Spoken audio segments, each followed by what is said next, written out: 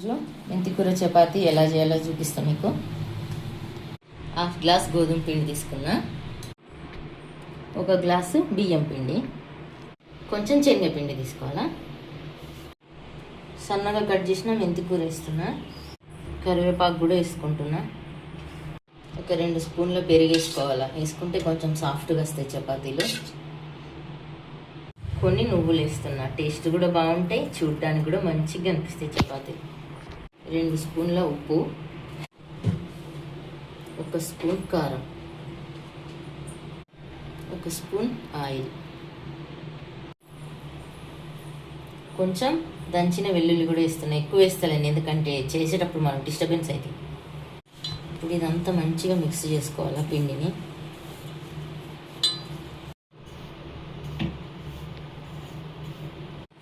ఇప్పుడు కొన్ని వాటర్ పోసుకుంటూ చపాతీ పిండిలాగా, మరీ సాఫ్ట్ కాదు, కొంచెం గట్టిగా కలుపుకోవాలా.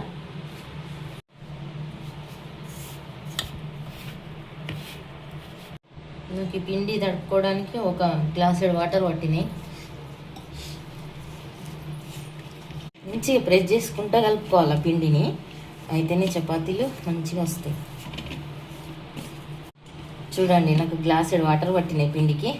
ఇవి ఇట్లా కలుపుకోవాలి, మరీ సాఫ్ట్ కాదు, మరీ గట్టి కాదు. కలుపుకొని ఈ పిండిని ఒక 15 నిమిషాలు పక్కకు పెట్టి నాననివ్వాలి.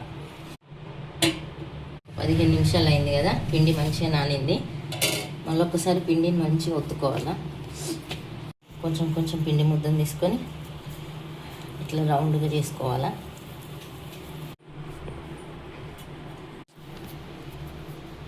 నేను ఒక 4 చేసి పెడుతున్నా ఇట్లా.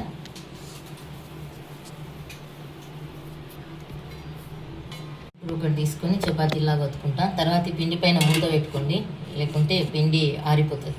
నాకు ఈ బండ పైన చేసుకునే అలవాటు చపాతీలు, పీట పైన చేయడానికి రాదు. దీనిపైన కొంచెం బియ్యం పిండి చల్లుకుంటూ చపాతీలాగా ఒత్తుకోవాలి. గోధుమ పిండి చల్లుకోవద్దు, ఎందుకంటే దీంట్లో ఆకుకూరలు వేసినాం కదా మనం, చేయడానికి రావు చపాతీలు గోధుమ పిండి చల్లుకుంటే. అందుకోసం బియ్యం పిండి చల్లుకొని చపాతీలాగా ఒత్తుకోవాలి. విరిగిపోతున్నాయి కదా, కొంచెం మళ్ళీ పైనుంచి ఇంకొంచెం బియ్యం పిండి చల్లుకుంటూ చేసుకోవాలి చపాతి. దీనికి కరెక్ట్ రౌండ్ షేప్ అంటే రాదు. స్టవ్ పైన తావ వేడైన తర్వాత మనం చేసుకున్న చపాతీని వేస్తున్నా. చపాతీ గాలిలోపు ఇటు ఇంకో చపాతీ చేసి పెట్టుకోండి, ఈజీగా ఉంటుంది అప్పుడు మనం కాల్చుకోవడానికి చపాతీలు.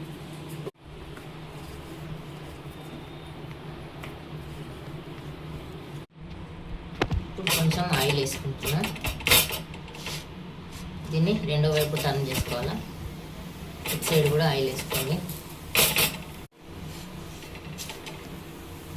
ఇప్పుడు ఒక సైడు మంచిగా కాలేదు కదా, రెండో సైడ్ కూడా కాల్చుకోవాలి మంచిగా. అంతే, చపాతీని ప్లేట్లోకి తీసుకోండి, రెడీ అయిపోయింది.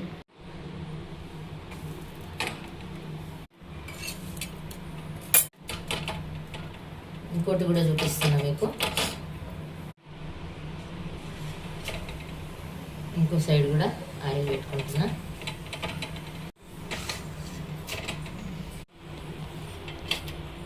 రెండు వైపులా కాలింది చపాతీ, అయిపోయింది. ప్లేట్లు తీసుకోవాలి. ఈ చపాతీలకు పెరుగు ఆవకాయ కాంబినేషన్ సూపర్గా ఉంటుంది. ఈ మెంతికూర చపాతీలు చేదుగేం రావు, ఎందుకంటే మనం కొంచెం పెరిగేసి పిండి తడుపుకున్నాం కదా, చేదుగా ఉండయి.